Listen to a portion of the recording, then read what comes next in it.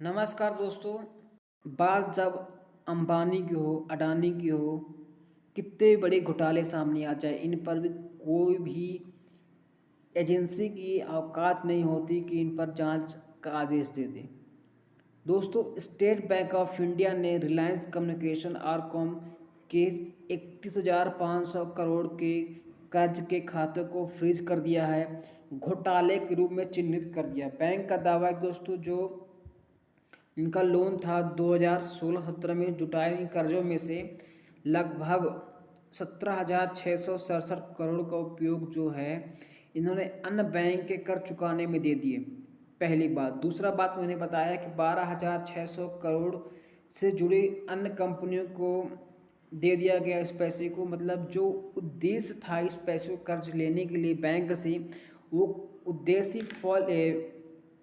Fulfil नहीं कर रही थी कंपनी। ठीक है दोस्तों, इस तरीके जो एसबीआई ने आरोप लगाया है कि इस तरह के खाते को हम फ्रीज कर रहे हैं, फ्रीज कर दिया, मतलब घोटाले का आरोप लगाया है। कितना? 31,580 करोड़ का।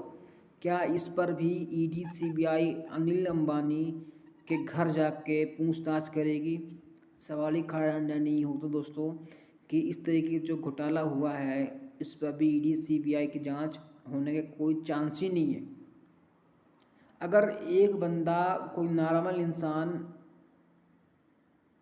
ईएमआई न दे पाए घर का 1 महीने 2 महीने, उनके पेनाल्टी लगाते हुए जाते हैं। क्रेडिट कार्ड का बिल अगर 500 बच जाए, अगले महीने 900 रुपये जोड़ कर उनको दिया जाता है कि आप पे करिए, नहीं तो और पेनल्टी लगेगी। इस पर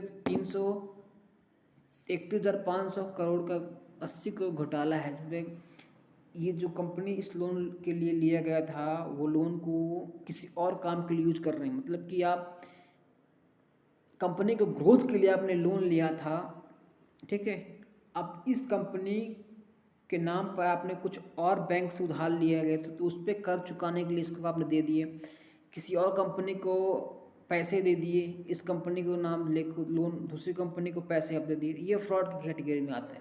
इसी को लेकर एसबीआई ने गाइडलाइन जारी की है और इसकी जो फ्रॉड केस है फ्रीज कर दिया है। इसकी आरबीआई को भी चेतावनी दे दी है।